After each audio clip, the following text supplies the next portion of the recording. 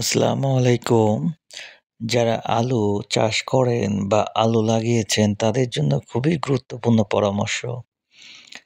এখন এই পর্যায়ে যাদের অবস্থা জমির আলুর গাছে তারা অবশ্যই এই এখন থেকে যদি স্প্রে সঠিকভাবে পর্যায়ক্রমে করতে পারেন তো ফলন ভালো আসবে, গাছের পচন দেখা দিবে না, গোড়া পচন দেখা দিবে না, হঠাৎ গাছ মারা যাবে না।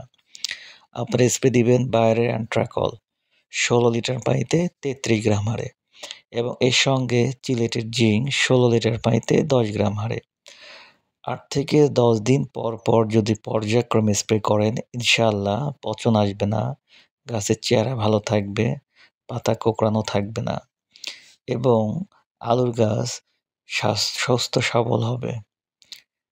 আপনার আরেকটি বিষয় লক্ষ্য রাখবেন, যখন স্প্রেটা সঠিকভাবে করবেন দেখবেন যে আপনাদের পচনটা কখনই দেখা দিবে না।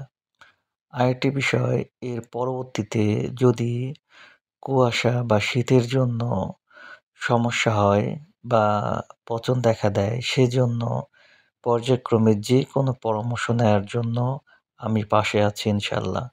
ফলো, লাইক, শেয়ার ও কমেন্ট দিয়ে আপনারা পাশে থাকবেন। ইনশাআল্লাহ ভালো থাকবেন। আসসালামু আলাইকুম।